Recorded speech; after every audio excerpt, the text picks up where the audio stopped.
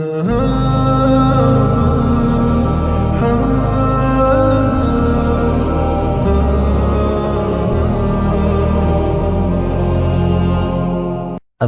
আলাইকুম রহমতুল্লাহ। আমরা গত ক্লাসে ওয়ার্ডের পরিচয় জেনেছি। আজকে আমরা ফন্ট নিয়ে আলোচনা করব। আমি ওয়ার্ডটি ওপেন করে নিলাম। ডাবল ক্লিক করার পর আমার সামনে একটি প্যানেল ওপেন হলো। প্রাথমিক অবস্থায় আমরা এগুলো এখন ইগনোর করব, পরবর্তীতে আমরা এগুলো বোঝাবো। চলে যাচ্ছি নিউতে। নিউ যাওয়ার পর আমরা একটি ব্ল্যাঙ্ক ডকুমেন্ট নিব। ব্ল্যাঙ্ক মানে খালি।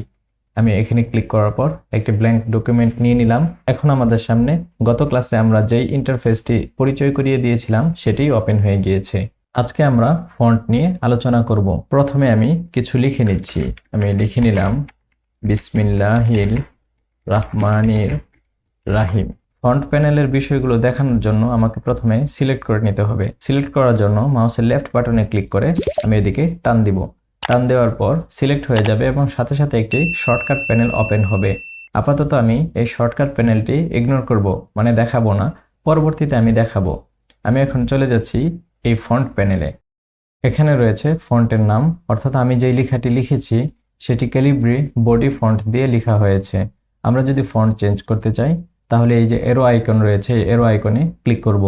ক্লিক করার পর আমাদের কম্পিউটারে যত ফন্ট রয়েছে সেই ফন্টের একটি লিস্ট ওপেন হয়ে যাবে। আমি আরো সুন্দর করে বোঝানোর জন্য এটিকে এই পাশে নিয়ে নিচ্ছি। এখন আমি ফন্টের লিস্ট ওপেন করে নিলাম। আপনারা খেয়াল করলে দেখবেন আমি যখনই কোনো ফন্টের উপরে মাউসের কার্সার নিচ্ছি সেই ফন্ট হিসেবে আমাদের লেখাটি চেঞ্জ হয়ে যাচ্ছে। আমি এখন দিয়ে দিলাম টাইমস নিউ রোমান। তারপর এখানে রয়েছে ফন্ট সাইজ 11 দেওয়া রয়েছে। এখানে ক্লিক করার পর আমরা চাইলে আমাদের ইচ্ছামতো ফন্ট সাইজ বাড়াতে পারবো। আমি দিয়ে দিলাম 24। ফন্ট সাইজ আরো বাড়াতে চাইলে আমরা বাড়াতে পারবো। এখানে সর্বোচ্চ 72 দেওয়া রয়েছে ডিফল্ট। আমরা প্যানেলটিকে বড় করলে দেখব যে আর নেই, অর্থাৎ 72-এর বেশি এখানে ডিফল্ট দেওয়া নেই। যদি আমাদের ফন্ট সাইজ আরো বাড়াতে হয় তাহলে আমরা এখানে 24কে কেটে দিয়ে এখানে আমরা নিজেদের ইচ্ছামতো ফন্ট সাইজ দিয়ে নিব। আমি 100 দিয়ে নিলাম এবং এন্টারে ক্লিক করব। ক্লিক করার সাথে সাথে আমাদের ফন্ট সাইজ এখন 100 হয়ে গিয়েছে। তারপরে এখানে এ লেটার রয়েছে এবং ডান পাশে আরো একটি এ লেটার রয়েছে, কিন্তু এই এ লেটারটি এই এ এর তুলনায় অনেকটাই ছোট এবং এর উপরে যে ছোট্ট এরো চিহ্নটি দেওয়া রয়েছে এটির মাথা উপরের দিকে, আর এই ছোট এর যে এরো চিহ্ন রয়েছে এর মাথাটি নিচের দিকে। এ দুটির কাজ হচ্ছে যদি আমি ফন্ট সাইজ 10 করে কমাতে চাই অথবা বাড়াতে চাই তাহলে আমরা এই দুটিতে ক্লিক করে করতে পারবো।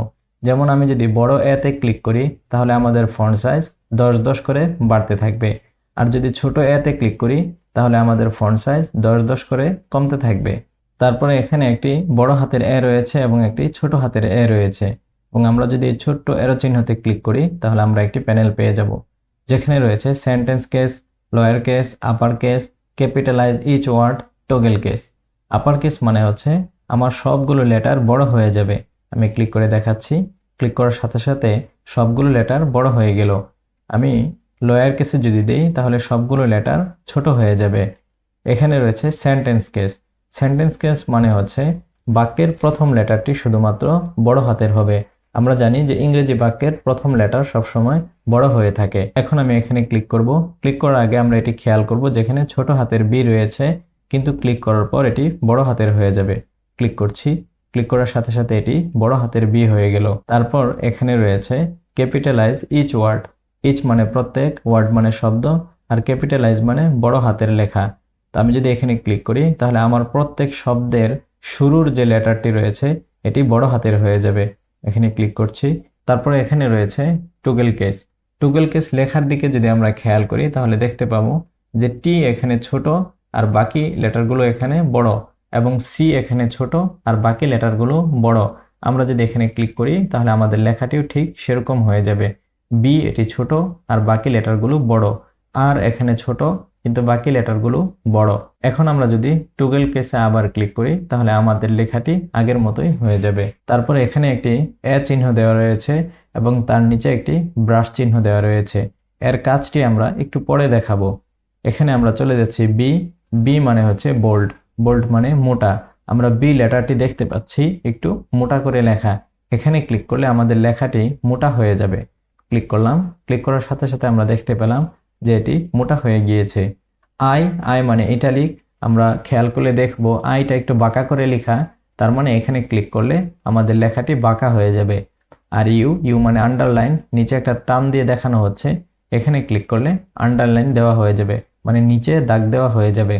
আন্ডারলাইনের পরে এই যে এরো চিহ্ন রয়েছে, এখানে ক্লিক করলে আমরা আরো কয়েক ধরনের আন্ডারলাইন পেয়ে যাব। আমরা দেখতে পাচ্ছি কার্সার উপরে নেওয়ার সাথে সাথে আমাদের লেখার নিচের আন্ডারলাইনও পরিবর্তন হচ্ছে। যদি আন্ডারলাইন না দিতে চাই তাহলে আমরা নানে ক্লিক করব। মোর আন্ডারলাইন, এটি অ্যাডভান্স ফাংশনালিটি, আমরা পরবর্তীতে দেখাবো। আন্ডারলাইন কালার আমরা চাইলে চেঞ্জ করতে পারি, এখান থেকে আমরা যে কোনো কালার ইচ্ছা মতো দিতে পারবো। মোর কালারে গেলে আমরা আরো কালার পেয়ে যাব। এখানে কালার প্যানেল রয়েছে, এখান থেকে আমরা যে কোনো কালার সিলেক্ট করতে পারবো। আমি আপাতত এই ব্লু কালারটি সিলেক্ট করে দিচ্ছি। আমাদের আন্ডারলাইন এখন ব্লু হয়ে গিয়েছে। তারপরে এখানে রয়েছে এ এবং বি, কিন্তু মাঝখান দিয়ে একটি দাগ দেওয়া রয়েছে।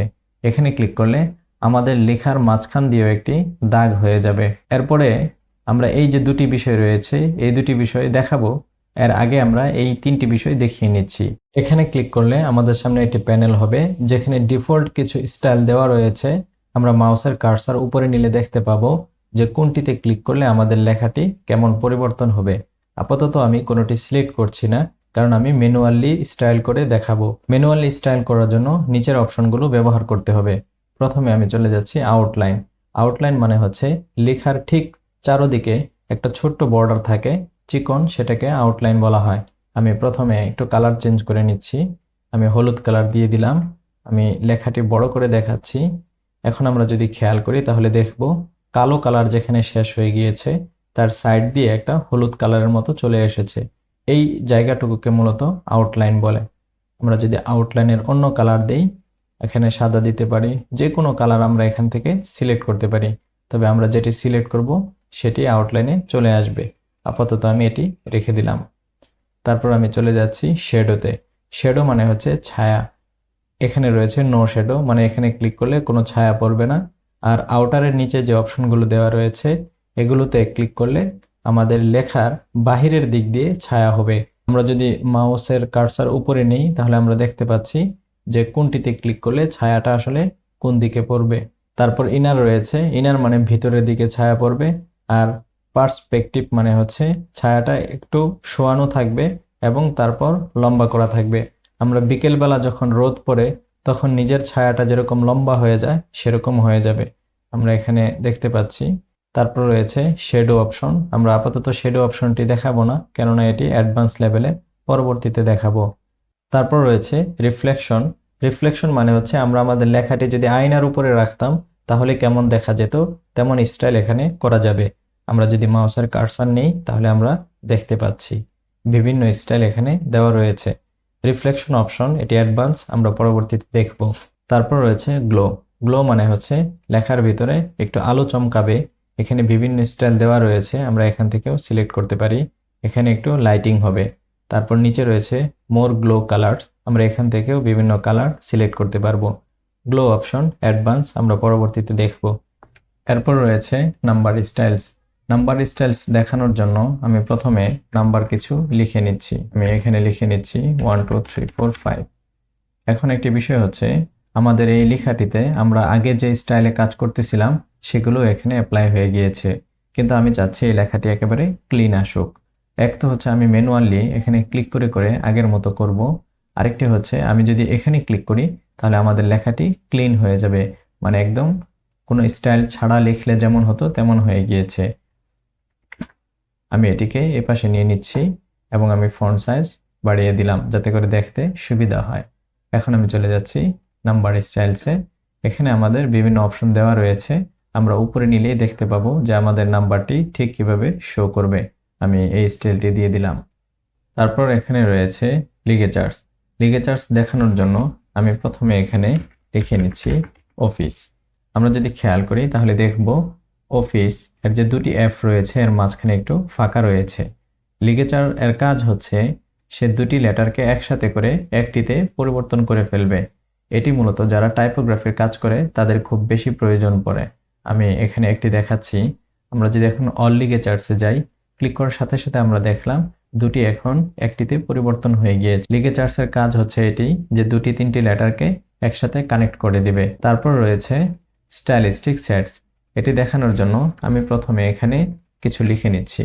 আমি লিখে নিলাম আলহামদুলিল্লাহি রাব্বিল আলামিন, আমি এটি লিখে নিলাম। এখন আমি চলে যাচ্ছি স্টাইলিস্টিক সেটে। এখানে যাওয়ার পর বিভিন্ন লেখা রয়েছে, সবগুলো একই রকম দেখতে পাচ্ছি। আমরা এখানে যদি ফন্টটি চেঞ্জ করে নেই, আমরা এখান থেকে এটি ফন্ট চেঞ্জ করে নিচ্ছি, দিয়ে দিলাম গেব্রিওলা।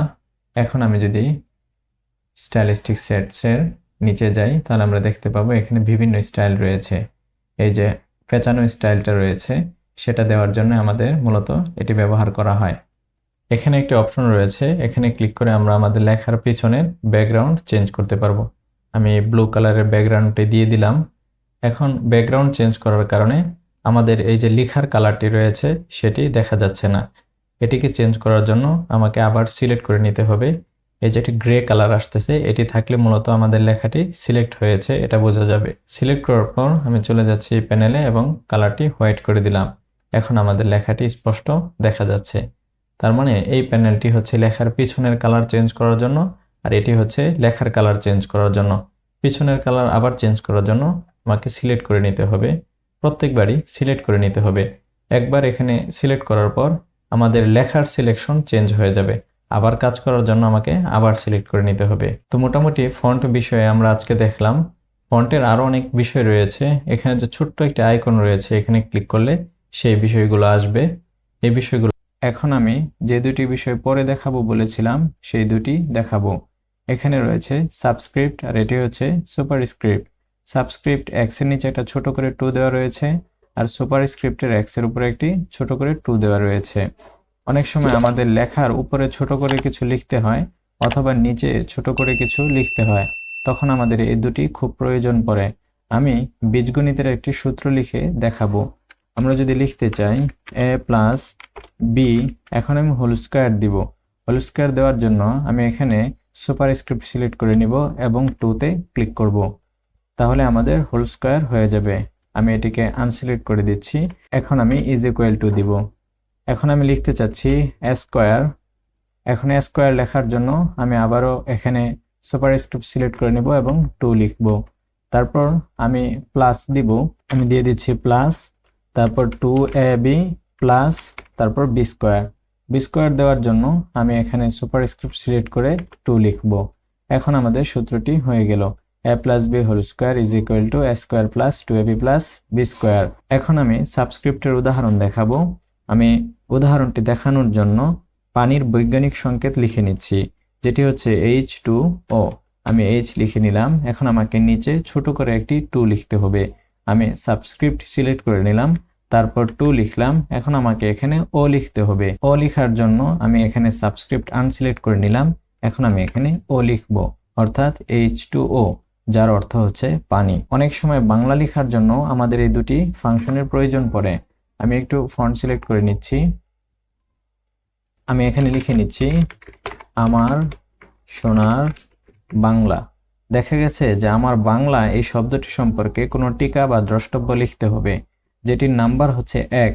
সুতরাং এখানেও আমাকে ছোট্ট করে একটি 1 লিখতে হবে। সেজন্য আমি সুপারস্ক্রিপ্ট সিলেক্ট করব এবং আমি 1-তে ক্লিক করব।